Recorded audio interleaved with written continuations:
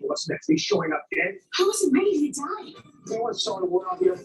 How bad could it get? Really? What's you still up at night?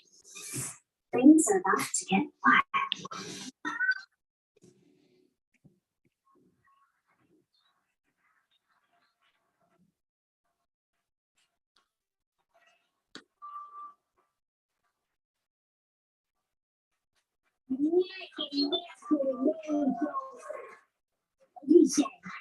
Hey Siri, pause.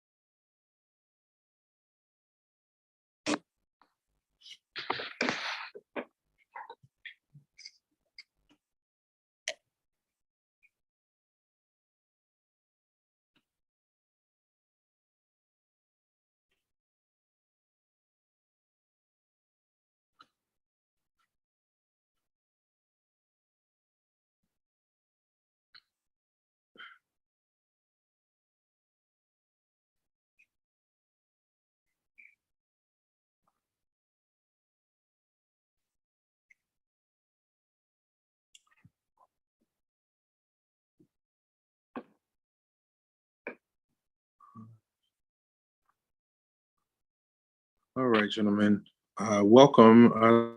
Let me load something really quickly. It's gonna be this one.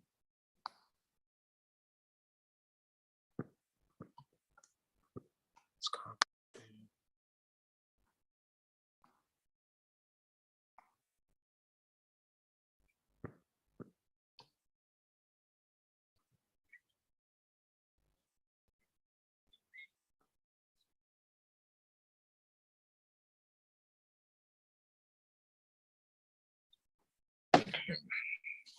And I need to check one other thing.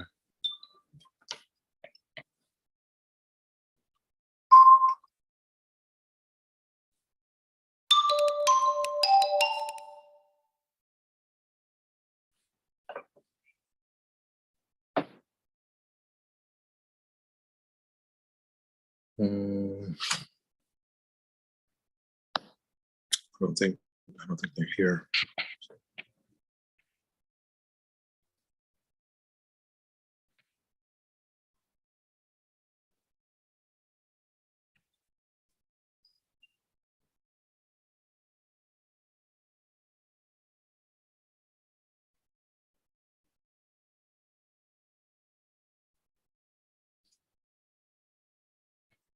Okay, so I don't see those students. Off the top of my head, I can't think of. I'd have to kind of dig into my files a little bit to see who the recipients are from this course. But we are going to be having an award ceremony tomorrow. So Thursday, April 6th, from 4 to 5:30 in Dansby Hall, room 200. Just it's it wouldn't hurt to come out and kind of support your brothers, in this event. Let me turn the audio down on this. Let me see. Let me see if I can pull up those names. Give me just a moment. I want to see who did I. Here it is. Not there. Yes. It's right here. Not that.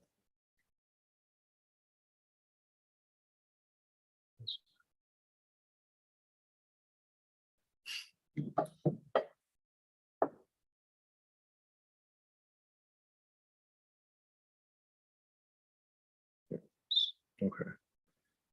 So from here, but I don't think they hear that. That's why I didn't see their name when I looked. That's from the fall.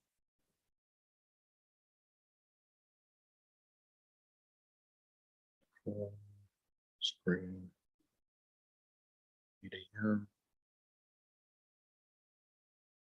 6 p.m. Okay, yeah, they're not here right now. Okay.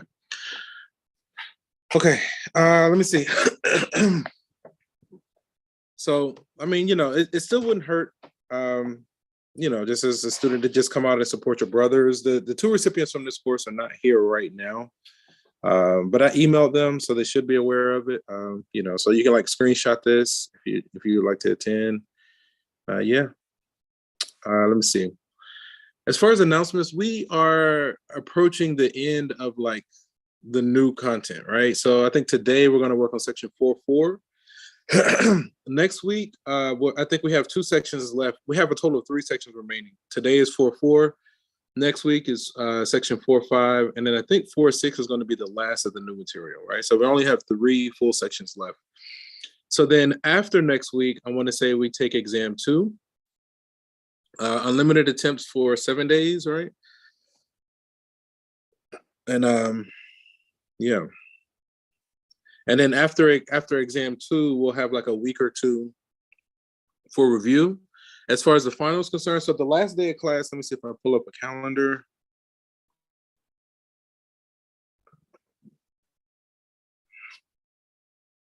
Maybe. Okay. So the last day of class, I think is April 26th is a Wednesday, right? So that's going to be the last time we meet. The following week, the following week is the final exam week. And so you can expect your final exam to become available. Where's this? Sunday, April 30th at 11:11, and it's going to be due that Friday. So the hard deadline for all assignments is that first Friday in May, which is Cinco de Mayo. That's when everything is due. That's the hard deadline for everything. Yeah. Let's see if I got some stragglers. I feel like there should be. I can get this to work. Let me go ahead and make notes. Come on. Right there. Okay. What else? Can't think of anything else. All right, so we're rapidly approaching the hard deadline. Again, next week is going to be the last week of new content, and then the week after that, we'll do exam 2. Then we'll have like 1 or 2, maybe 3 weeks remaining, but whatever time's remaining after exam 2, we're going to use that for a review in preparation for the final.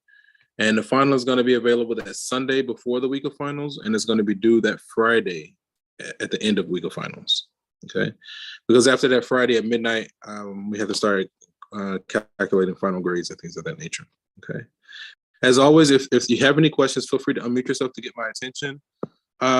We'll see how far we make it in the content. And usually what we've been doing is kind of going through homework questions for a good amount of time after class lets out. So we'll see how it goes today. So chapter 4 of integration, and today we're going to be working on section 4.4, properties of definite integrals, additive property, average value, and moving averages. A few objectives here. 1, we like to use the properties of definite integrals to find the area between curves. 2, we like to solve applied problems involving definite integrals. 3, we like to determine the average value of a function. And 4, we like to find the moving average of a function. All right. So let's grab this.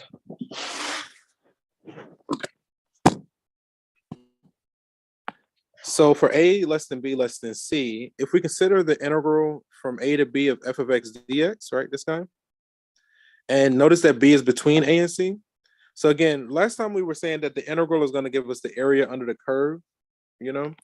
So if we're integrating some function from some a to some c, and we have some b that's between the a and c, then we can essentially break up the original integral into the sum of these 2 integrals, right?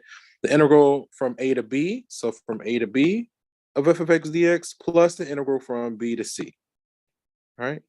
So the original was the entire thing, but because b is between a and c, we can break up the original integral into this integral plus this integral, right?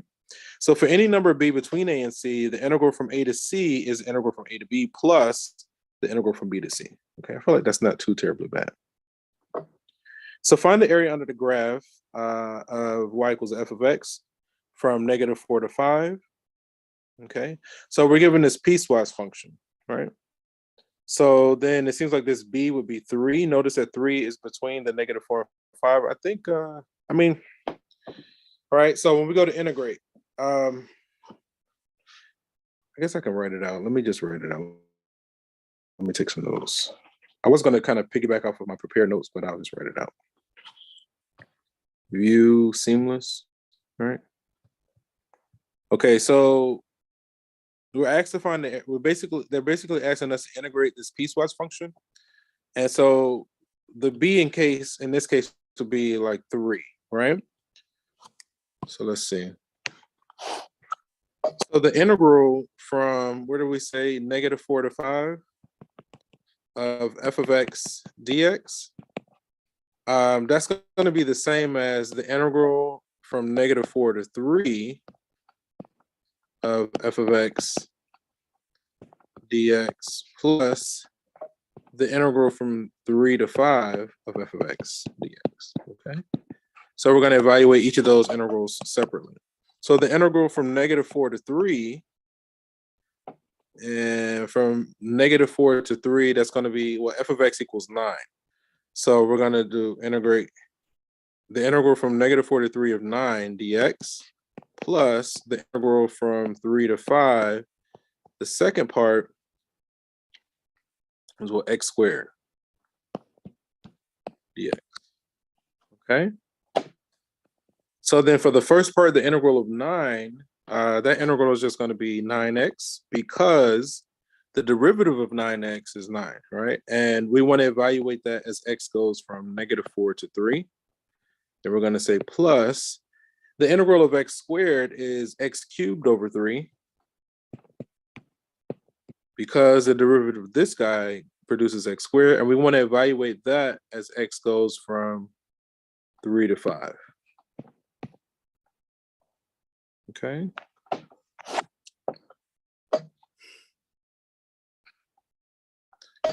So then when we plug in 3, we get what, 27. We're going to say 27 minus, when we plug in -4, we're going to get a -36. So double negative becomes positive, right? So that's that first part. Then we're going to say plus, when we plug in 5, what is that, 125 over 3? Minus, when we plug in 3, 27 over 3, which is what, 9. I'm gonna leave it as 27 over 3. Okay. Okay, if we keep going, it's 12, 13. So 50 plus 13 is 63. That's 100 minus what, 2 more is 98.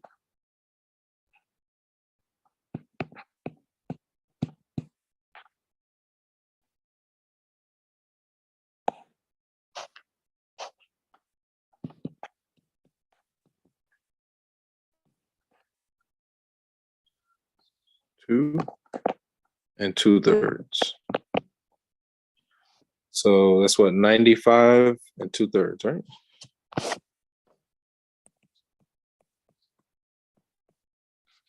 This is the result that we got.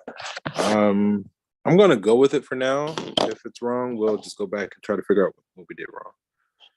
I'm gonna go single page. Okay. Let me see. I guess that could be it.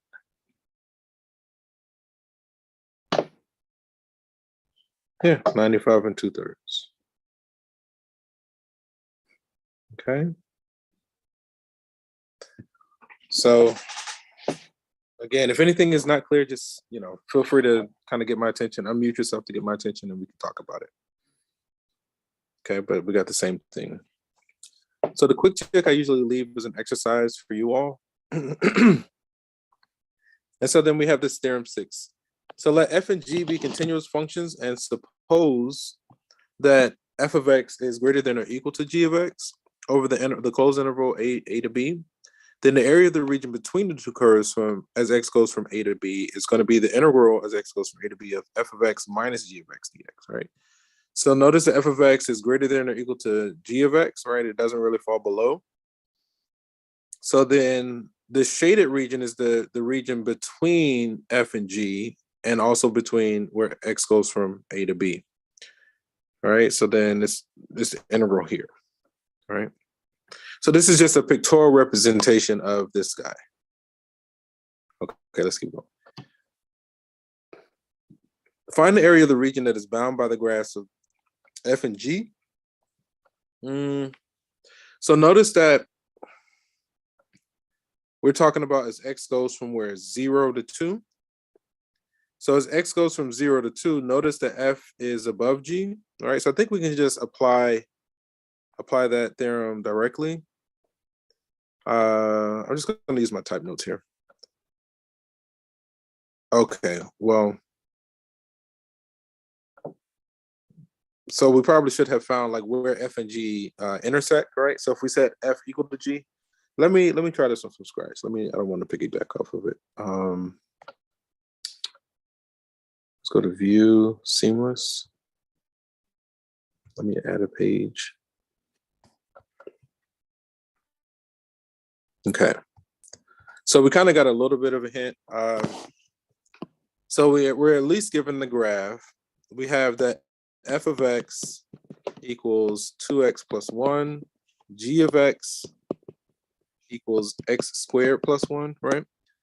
So we want to find the area of the region bound by these two graphs or these two curves. So first we want to see what are their points of intersection. So we're going to say f of x equal to g of x, right? So then we're going to have 2x plus 1 equal to x squared plus 1. I'm going to move everything to the right to set it to 0. So if I subtract the left from the right, we're going to have x squared, I think just minus the 2x, right? Because the ones are going to cancel equals 0. Okay. We can factor out x. We'll get x times x minus 2 equals 0. So then from here, we get two results, x equals 0 or x equals 2, all right? So when x is 0, it looks like the corresponding y is 1. When x is 2, the corresponding y is 5. Right? Okay, and I think that works for both functions. Okay, so that's where we get so now if we want the area bound by these two, that means we're going to be looking at the integral as x goes from 0 to 2. We saw from the graph that f of x was above g of x, so we're going to say f of x minus g of x. And we're going to say d by dx. I mean, sorry, dx of all of that, right?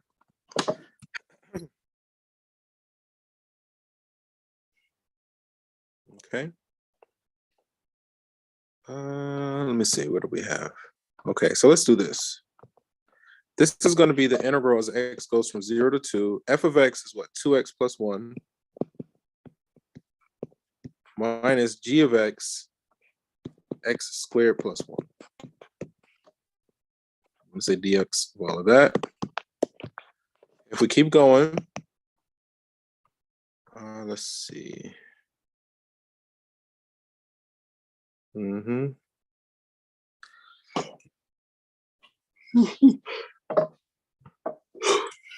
So this is going to be the integral as x goes from 0 to 2.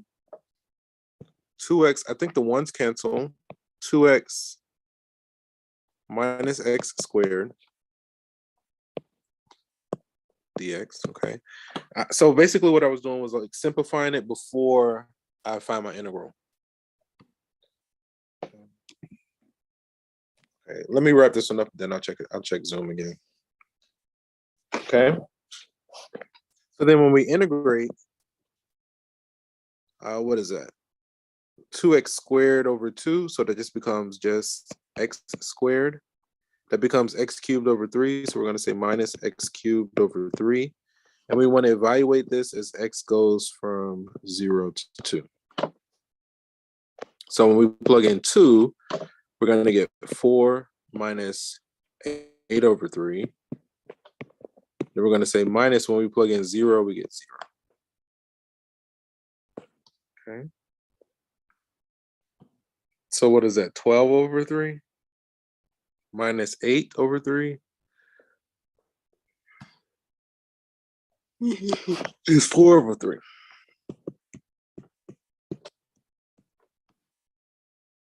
Okay. I think that's the final result that we get.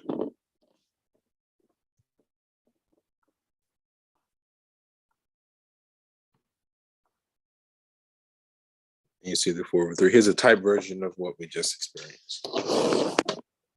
Yeah, sorry guys. Like it's tough. When I get to you guys at 6, like usually I'll take a nap. I did not get an opportunity to take a nap today, so like my energy is super low. I mean, and I had energy all the way up until like the start, and then I'm like, oh, I want to go to sleep now. But we must press on. Yeah, let me check on you guys in Zoom. Hold on, let me make sure they get their credit first. I need this to go on. There we go. More.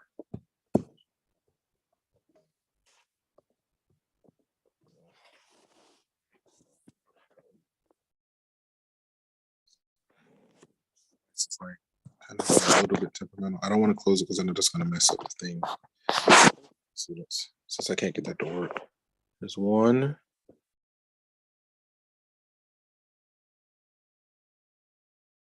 2. and 3. Okay, I'll just hit this.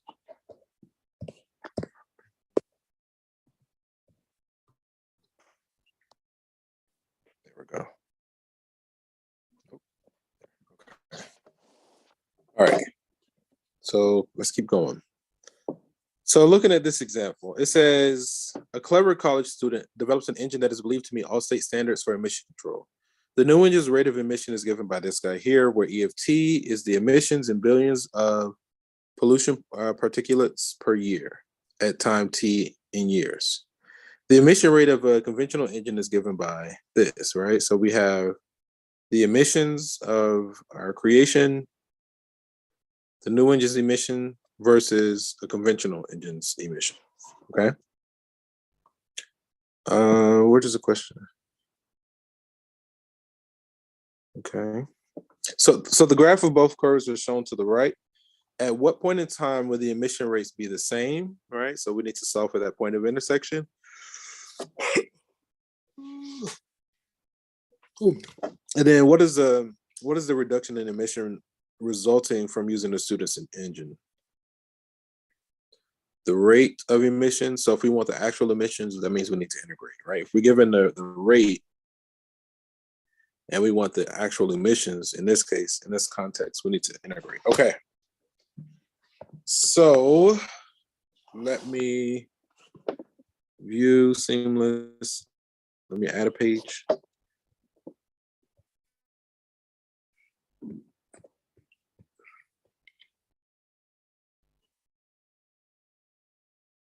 Okay, so let's first find that point. Which one is that? C? Okay. C of t is 9 plus t squared. E of t is 2t squared, okay? Just cut and paste.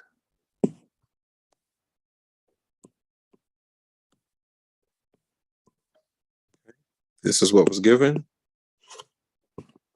I'm just going to use the graph showing that from 0 up until that point of intersection, C of t is on top. So that one looks like it needs to come first. Okay. So if we want the point of intersection, let's equate E of t. We want to set it equal to C of t. So that's going to be what? 2t squared equal to 9, and this is part A. 9 plus t squared. Okay. I'm going to move everything to the left and set it to 0. So then on the left, we're going to have t squared minus 9 equals 0. I think that's difference of squares, right? So then that could be factored into what? T minus 3 times t plus 3. Okay. Using the 0 factor property, when 2 or more things multiply to give a 0, long story short, t would normally be plus or minus. But I think the negative time doesn't make sense in the context, so we're just going to take the positive time of 3. What are the units there? Years. So after 3 years. So after 3 years, these two graphs At what point in time? 3 years later. So I'm just gonna say 3 years later, after 3 years or whatever. Okay, so that's when they'll sync up. Then it says, what is the reduction in emission resulting from using the student's engine? All right, okay. So we're gonna integrate we're gonna say the CFT minus EFT, right? So we're gonna take the integrals x goes from 0 to 3. We're gonna say conventional minus the efficient, right? CFT minus EFT. And again, I'm basically choosing this order because CFT is above EFT for this between 0 and 3. We're going to put DT here, okay? So then this is going to be the integral from 0 to 3. CFT is what? 9 plus t squared. Minus EFT is just 2t squared. We need to say all of this DT. Okay. So this is going to be the integral from 0 to 3. 1 minus 2 is, so that's going to be what? 9 minus t squared. Then when we integrate, 9 is going to become what? 9t. That's going to be minus t cubed over 3. And we're going to evaluate this as t goes from 0 to 3. Okay. So when we plug in 3, we get 27 minus, what is it? 27 over 3, which is 9. And we're going to say minus, when we plug in 0, I think we get 0. So what is that, 18? 18 parts per million.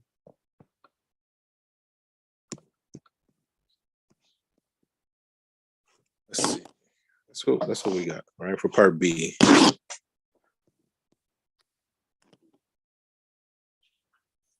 Okay.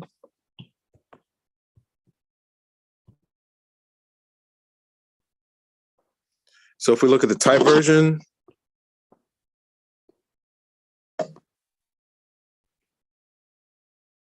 all right, so now, since negative time has no meaning in this problem, the emission rate will be the same after 3 years, right? So we got the same thing. Again, the negative doesn't make sense in the context.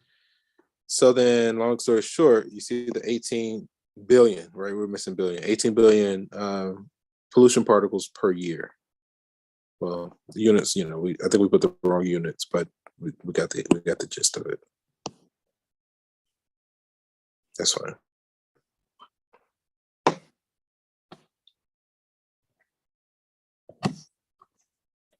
Okay.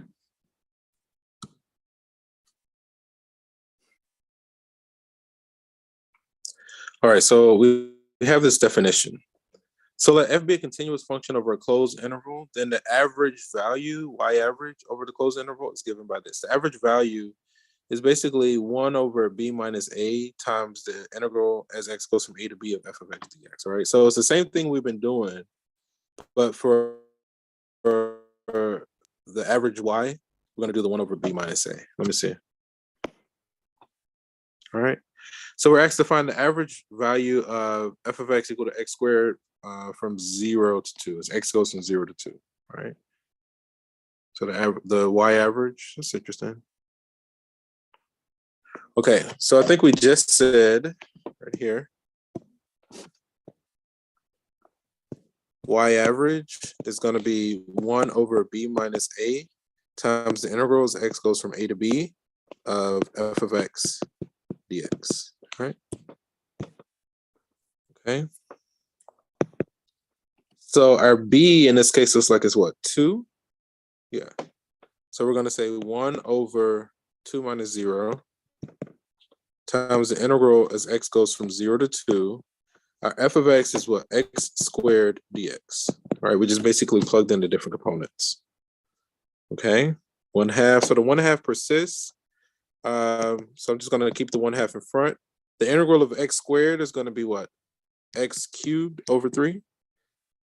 And we want to evaluate that guy from 0 to 2. Okay, so then that's going to be 1/2 times When we plug in a 2, we get what, 8/3? And when we plug in 0, it looks like we get 0. So then this becomes, I think it's 4/3. 4/3. So 1 1/3. Right? Notice this is this is like 1 1/3 there.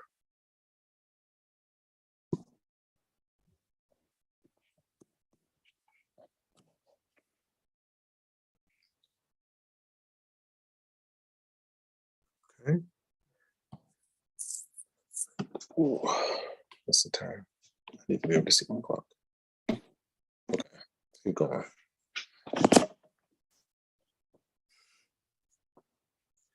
So let's look at this example 5. All right, let's see. So it says that Rico's speed in miles per hour, t minutes after entering the freeway is given by this function, right? So we have this velocity function, as long as time is less than or equal to 30. From 5 minutes after entering the freeway to 25 minutes, what was Rico's average speed? How far did he travel over that time interval? Let me think. Yeah, so the average y we said was 1/b minus a times the integral as x goes from a to b of f of x, right? It's the average. Let me think.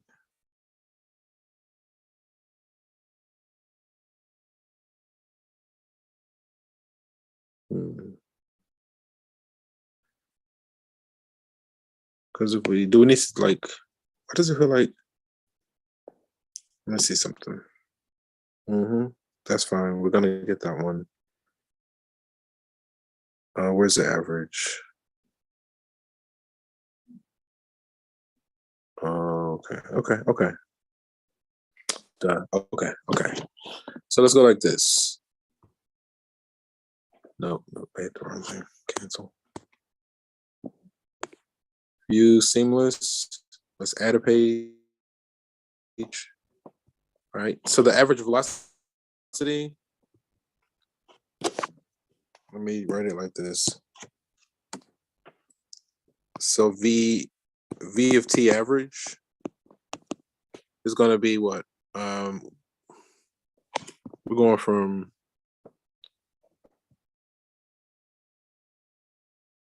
5 minutes after entering the freeway to 25 minutes. What was his average speed? So 1/25 minus 5 times the integral as x goes from 5 to 25 of the velocity function. I do not feel like writing. I'm just going to abbreviate it.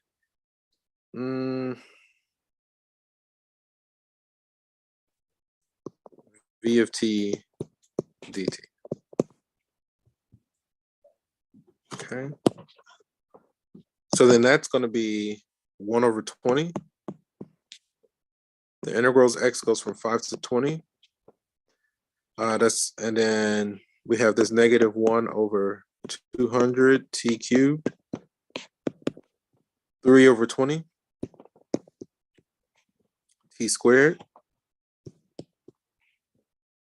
minus 3/8 t plus 60. Okay. So then when we go to integrate, this is going to be equal to 1/20. That's going to become what? T to the 4/4. So what is it, 800? T to the 4/800 plus, that's going to become cubed over 3. So it's going to be cubed over 20. T cubed over 20, because the 3's are going to cancel there. T squared over 2.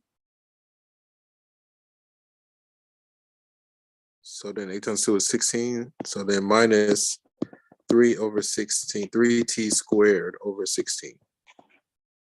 And then the last one is what? Plus 60t. And we want to evaluate this as t goes from 5 to 25. Okay. And we need to say what? All of this in parentheses. And I'm being lazy. Okay.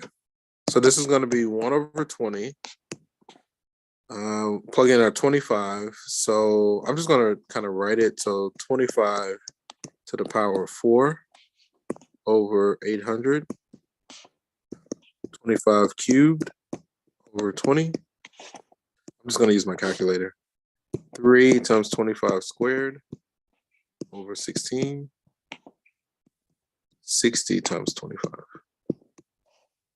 Okay. Then we need to say minus when we plug in 5.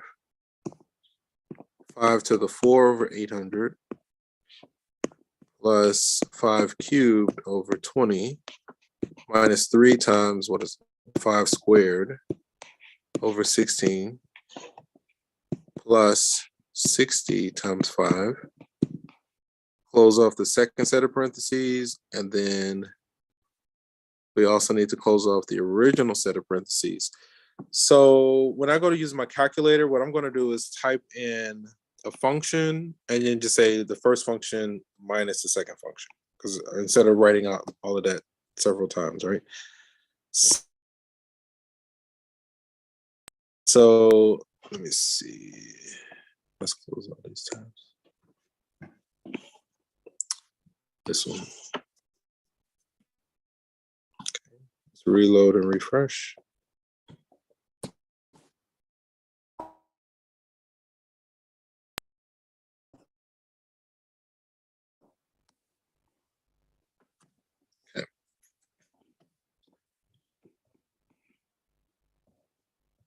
Okay.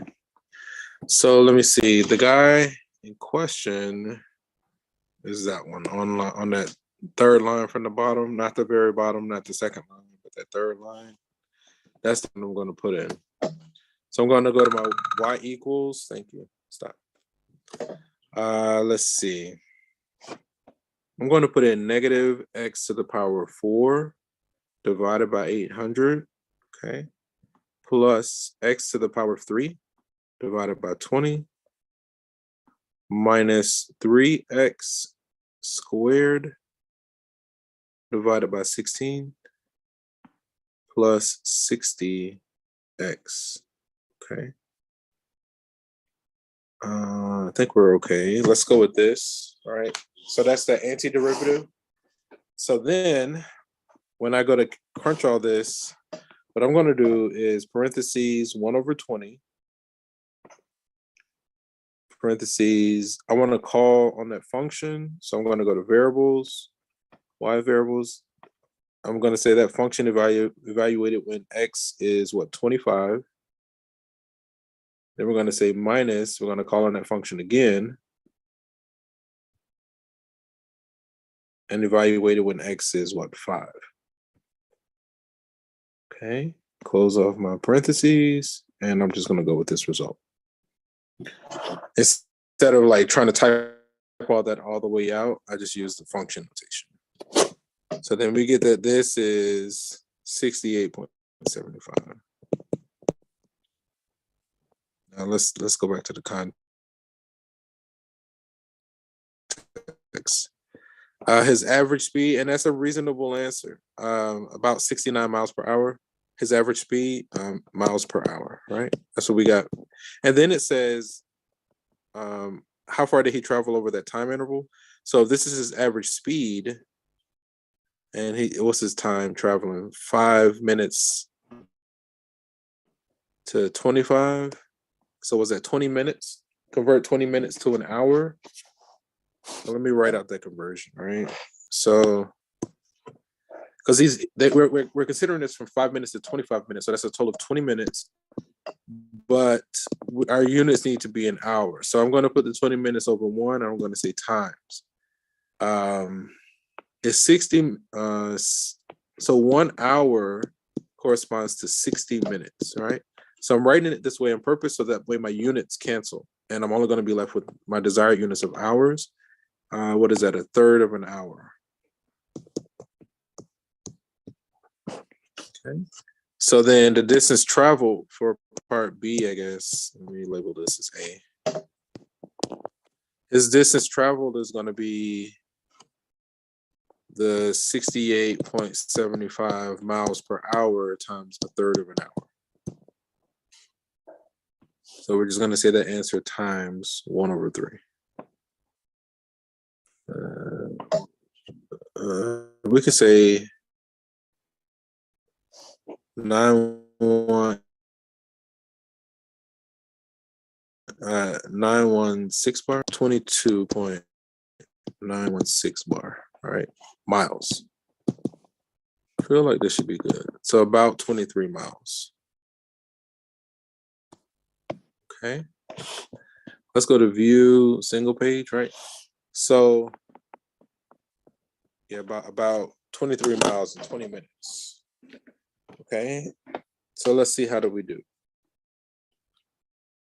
68 3/4. Yes, we got that, right? All right. So they got all the same kind of random numbers. We just put it all in the calculator. We just said, f of 25 minus f of 5, and we get the same result. So to find how far he traveled over the time interval, we first note that t is given in minutes, not hours. Since 25 minus 5 is 20 minutes, that's a third of an hour. The distance traveled over there is going to be 22/11/12, right? I mean, we could convert hours to a fraction, but we essentially got the same thing. Okay. All right, let me check on you guys. We got a couple more.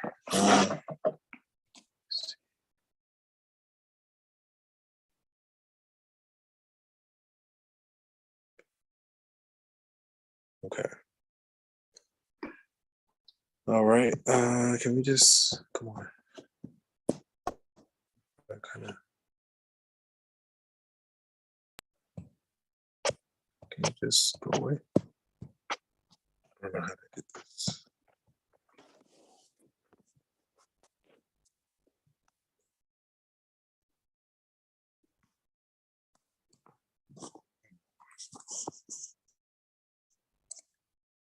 It's like the part that I'm trying to. It's not responding to me. It's like, or it's not sensitive. Come on.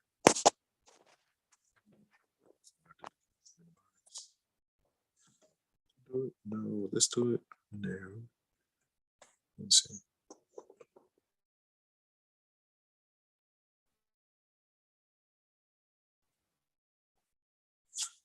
There we go. Okay. All right, so I think we got the same result. Is that it? No. So the quick check I usually leave as an exercise for you all. And we have this another definition, right? So let f be a continuous function over a closed interval AB. The moving average function of f is given by this. The f average, or the moving average, is going to be 1/L times the integral is x.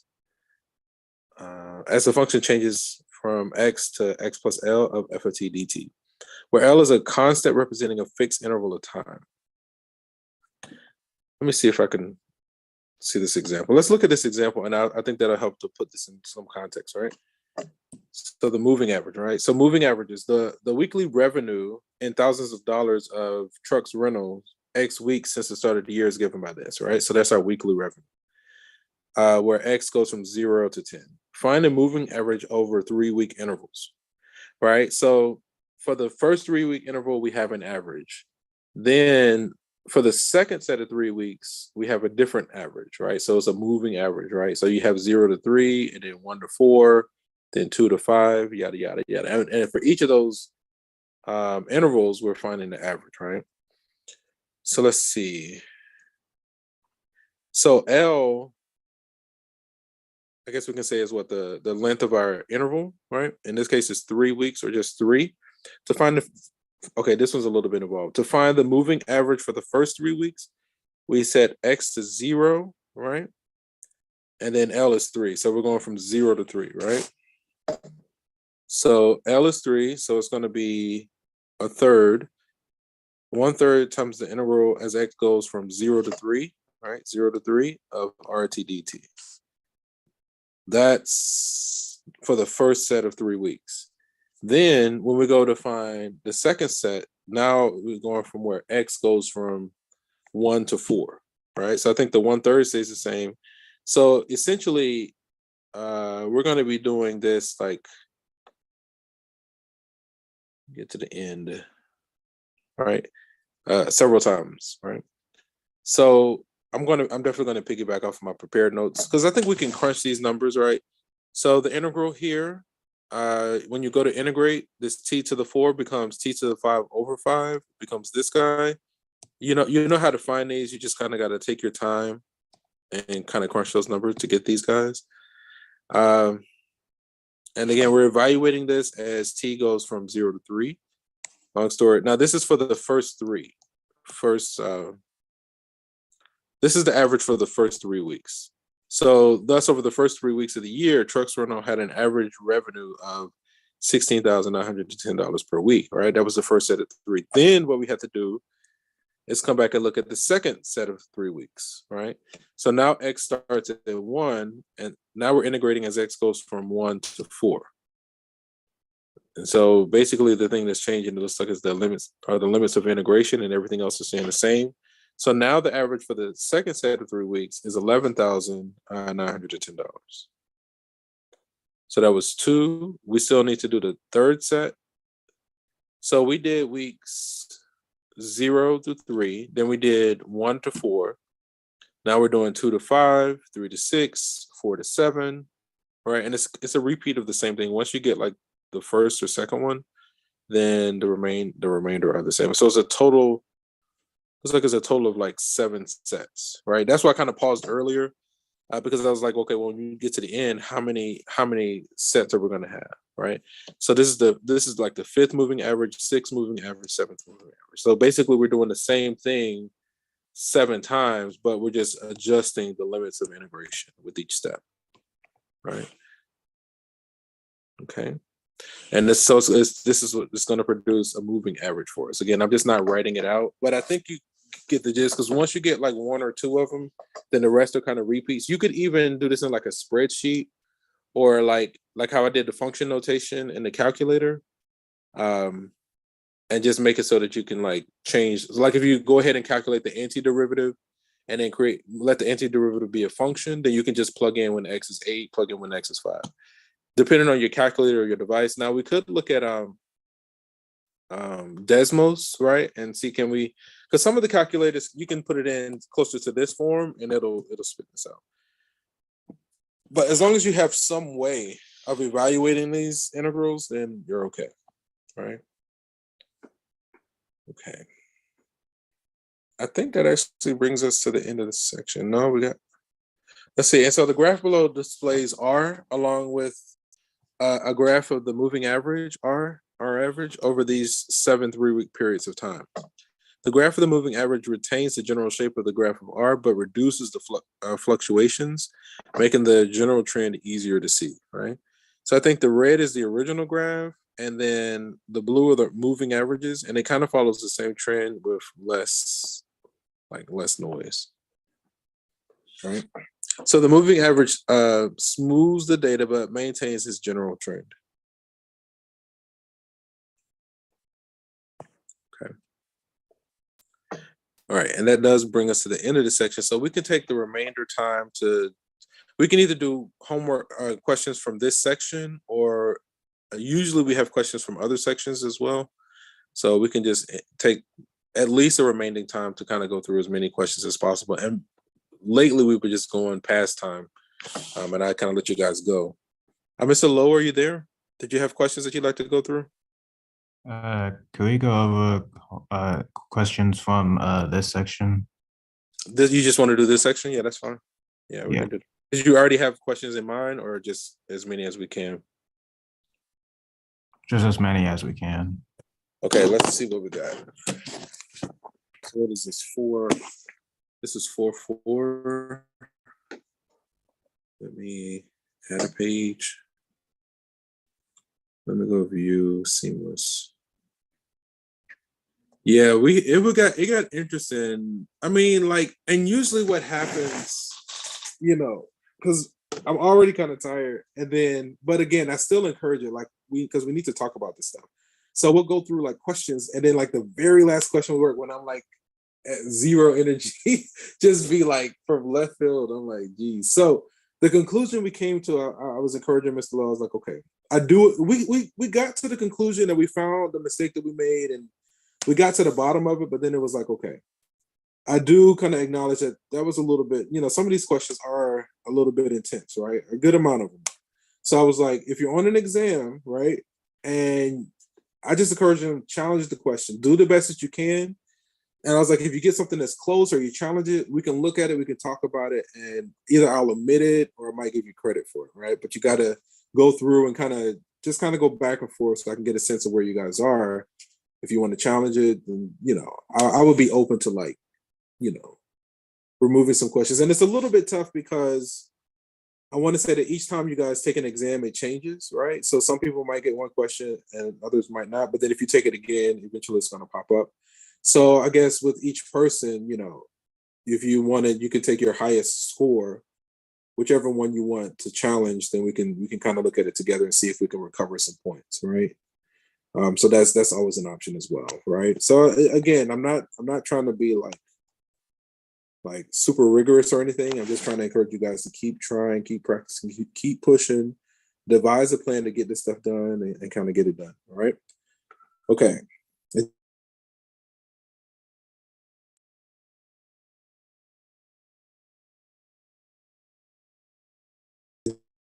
Just do your best, right? This isn't rigor, or a lot bit intense, but we still get unlimited attempts, so hopefully you can use that to your advantage. You can take this content and sit down with the tutors. Another good idea, especially if you're working on an exam, because the exam basically comes straight from the homework, right? So, I want to say that, on one device, you can have your exam open. On another, you can have the homework open and just kind of go back and forth, right? If you remember seeing something from the homework, maybe you can pull it up and then, you have your aids while you work on the exam, right? That's okay. Because some of them are ridiculous. So I'm like, okay, that's way too much, right? I think that's a technique that works. I think the system does allow you to do that. Okay, let's look here.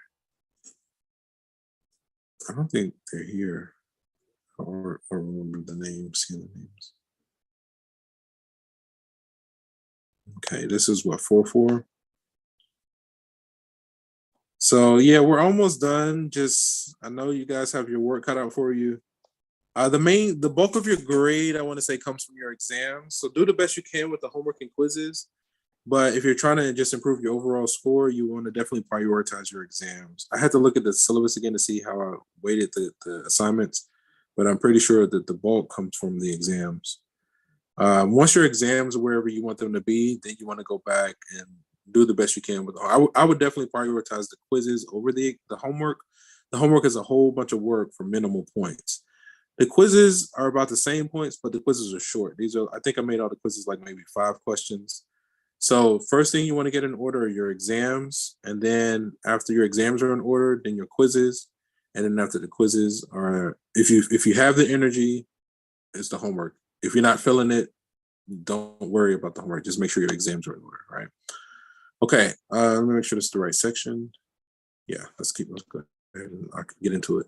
So I'm going to jump until I get to a question from 4-4, right? That's an augmented review. Skip to main content. Yeah, that's exactly what I want to do. Not gonna work. Skip to the main content. That's okay. So, I don't know. It's going to be working. It's augmented review. Review.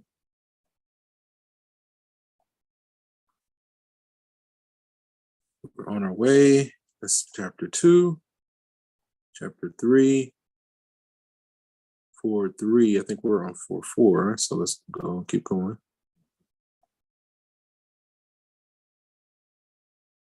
Okay, here's the first question from chapter 4. From section 4-4.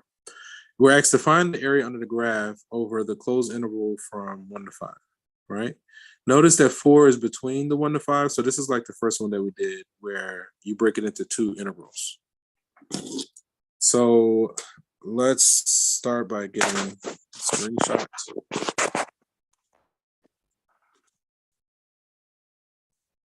Yeah, my energy's low. I just gotta keep pushing. Man, getting younger is like I don't know, it's just so weird. Like I'd be so sleepy like all the time. Copy and delete. I mean, sometimes I have my energy, but a lot of times I just be wanting to sleep. Okay, right here.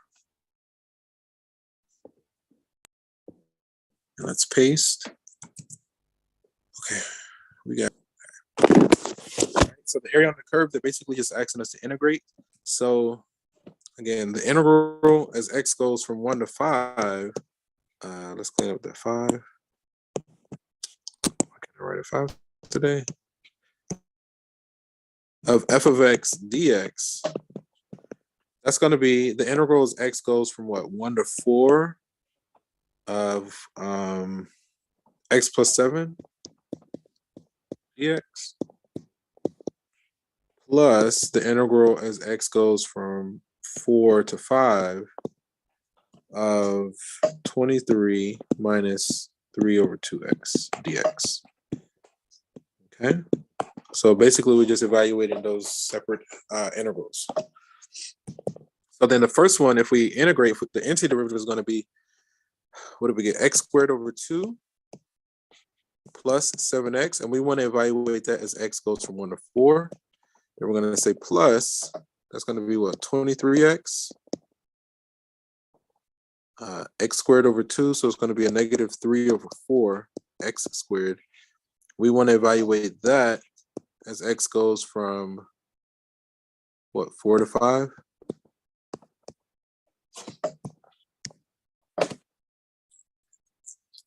Okay. I'm going to use my calculator like I did last time.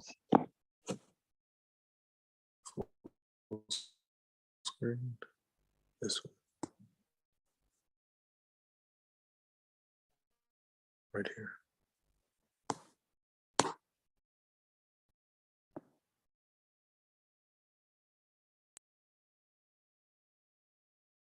Okay, so what I'm going to do, I get this, there we go. So my y equals, I'm just going to put my two antiderivatives. The first one is what, x squared over 2 plus 7x. Okay. The second antiderivative is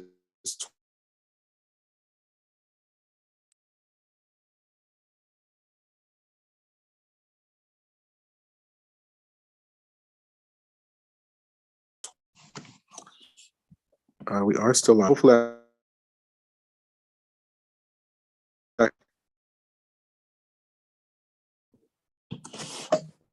guess I need to get my confirmation. It's just about 7 o'clock. Just trying to get my confirmation that it's working.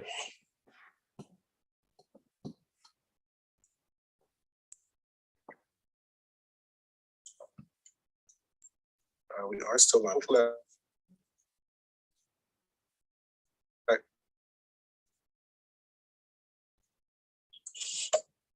okay, I need to get my confirmation. It looks good. That's good enough for me. Okay, we're gonna go with it. I can see the image, so I'm assuming that it's working. Okay, so if I left that one.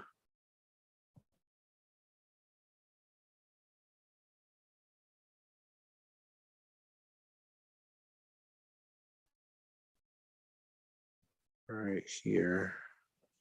Yes, whatever this is, this one. Minus 3 over 4. Let me put that in parentheses. 3 over 4 x squared. Okay. So we have the first antiderivative and the second. Okay. So then what I want to do, I want to call on the first one. So I'm going to go to variables, y variables. Calling on that first antiderivative. I want to evaluate that when x is what, 4. Then I want to say minus, I want to have that same antiderivative evaluated when x is 1. Then I'm going to say plus, fortunately we don't have to distribute a negative. Now I want to call in that second antiderivative, evaluate that when x is 5. we're going to say minus, again, that second antiderivative when x is 4. Okay, do we have any information there? Okay, so we got exactly 44.75. So instead of like writing out all that stuff, and I just did it this way. Let's look here.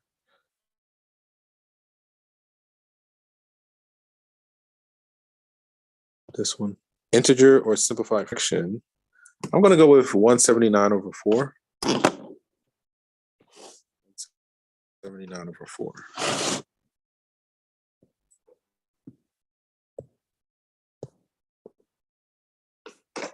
179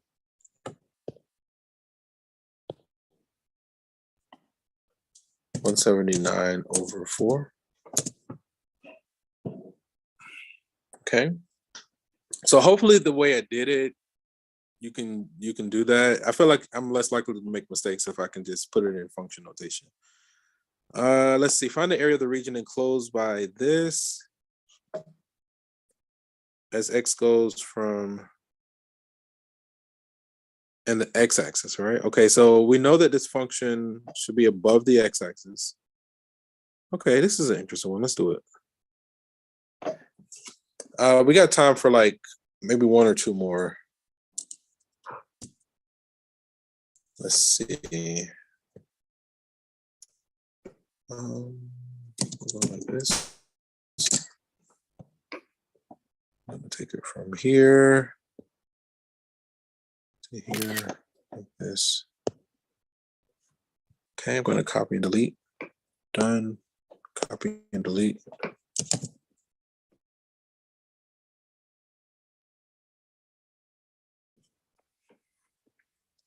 I'm gonna paste right here. Okay, find the area, right? Let me think about this. That's what, y equals 0? Yeah, I think we're good. So we're just gonna take the integral as x goes from -4 to 2 of f of x dx. But then this is gonna be the integral as x goes from -4 to where 1. So the left side of 1 is the first line, x squared plus x plus 2 dx. We're going to say plus the integral as x goes from where 1 to 2 of this 2x plus 2 dx. Okay. So then if we integrate, the first term is going to be what? X cubed over 3 plus x squared over 2 plus 2x. We want to evaluate that as x goes from -4 to 1 plus, what is that? X squared over 2, so that just becomes x squared. Actually, let me match. So they kind of do like this, that, and like that, right? Plus 2x. X goes from 1 to 2. I think I'm just tempted to, I mean, I guess these aren't too terribly bad. If I plug in 1, we're going to get what, a third plus a half plus 2. We're going to say minus, when we plug in -4, yeah, I think I'm just going to use my calculator. I'm less likely to make a mistake. To me, it's much easier, right? So I'm just going to do that just for the sake of simplicity. Right here, right? So the same way I did the previous, I'm going to go to my y equals and clear out these old guys. So my first antiderivative, I have x to the power of 3 over, I think this is fine when I'm typing it, 3. It should be okay. Let me, just to make sure, x to the power of 3 over 3, okay? Then we're going to say plus, I guess let's be consistent, x squared over 2 plus 2x, okay? Then the second antiderivative, we got this x squared plus 2x. Okay. So if I call in the first one, I want to evaluate it when x is 1 minus, again, if I call in that first one again, we want to evaluate it when x is -4. And we're going to say plus the second one when x is what, 2, minus the second one when x is 1. Okay. Going, what is that? Is that like, it's not 2/3. 16. So this is equal to 29.16 bar. And I'm going to hit math as a fraction. Here, let me say minus, okay, here. I'm going to say this is equal to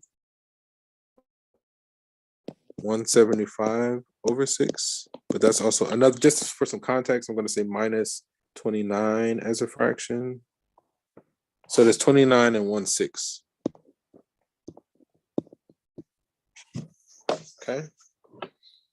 So these are 3 ways of saying the same thing. Let's see, how do we do? All right. So we hop over here. Let me see the time. We got time for another one. I think we're okay. Type an integer or a simplified fraction. So we're going to go with the 175/6. We can get this thing to behave.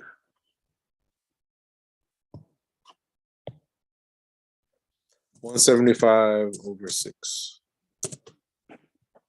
Okay. Let's do at least, let's do one more and we'll call it a day. Find the area represented by the definite integral. Okay. So with absolute value, right? If we focus on the vertex of the absolute value, that should be what, when x is 9, that's where the vertex should be. It looks like it's been moved to the right by 9. So we can break that up, right? When it's less than 9, like it's going to be negative x. Here, let's take some notes and write it out. Let's write it out. This is just a sly piecewise function. That's all it is. It's just a sly way of doing a piecewise function. But it's the exact same. It's essentially the same as what we were just doing a moment ago. It's just worded a little bit. It's just presented differently. Copy and delete. Okay, right here. Let's paste. Come on. Let's paste. Okay. So normally absolute value is what? Negative x if x is less than 0, and it's x if x is greater than or equal to 0.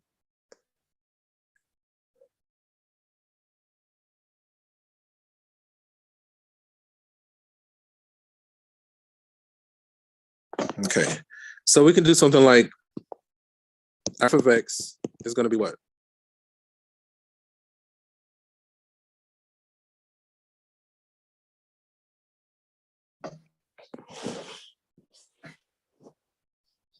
So x minus 9, is that right?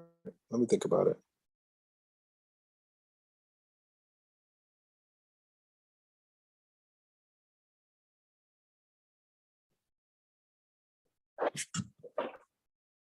It's negative x. How can you get that one? It needs to have a negative slope. I think it's negative x plus 9. All right. I think it's negative x plus 9 when x is less than 9, basically to the left of 9. And then I think it's just x minus 9 if x is greater than or equal to 9. Let me see. For instance, when x is 8, we should be at 1. Yes. Right. When x is 7, we're at 2. Yada, yada, yada. 9, we're at 0.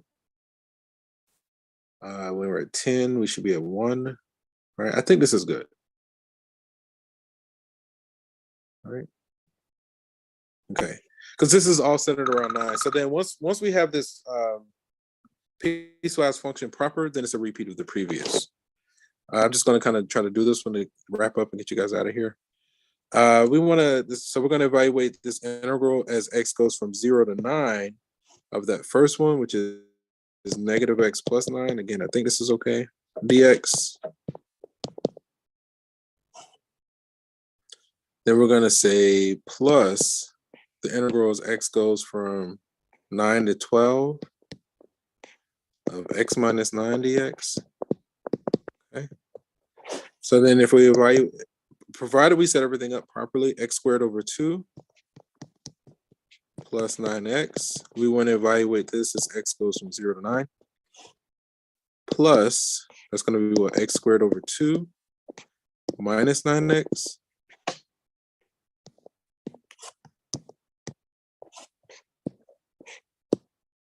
We want to evaluate this as x goes from 9 to 12. Okay. I think I'm just, I got spoiled by the calculator. It's just so smooth when it works. So let's see. We have this negative x squared over 2 plus 9x, okay? And then the second one, x squared over 2 minus 9x, okay? So then what I'm going to do, first I want to call on the first antiderivative. I want to evaluate that when x is 9. When x is 0, it's going to be 0. So I'm just going to, you know it's a 0. Then we're going to say plus. Now I want to call on that second antiderivative. Evaluate it when x is 12. And we're going to say minus that second antiderivative. Evaluate it when x is 9. Okay. Cross our fingers. We're at 45. 45. All right.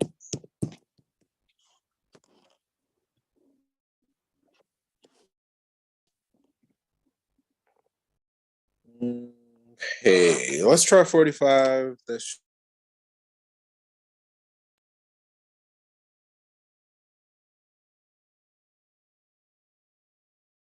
should work. Hopefully we got that. Okay. So I know you guys have your work cut out for you. Again, your exam 2 is approaching. Exam 2 is going to be focused on chapters 3 and 4, right? This essentially is cumulative because you can't do chapters 3 and 4 without using content from chapters 1 and 2, but it's just with an emphasis on chapters 3 and 4, right? So we'll finish out chapter 4 next week. The following week we'll do exam 2. Okay. What else?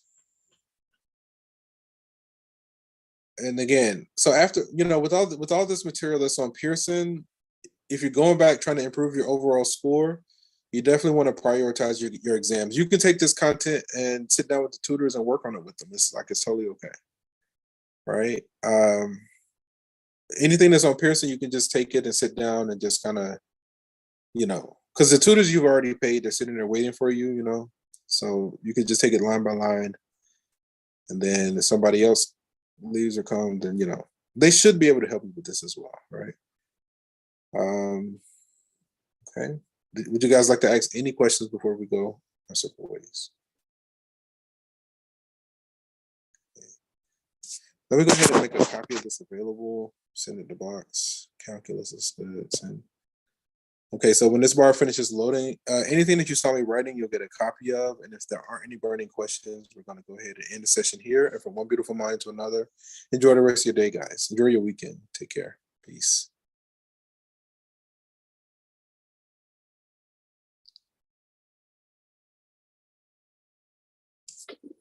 Bye, Professor. Take care.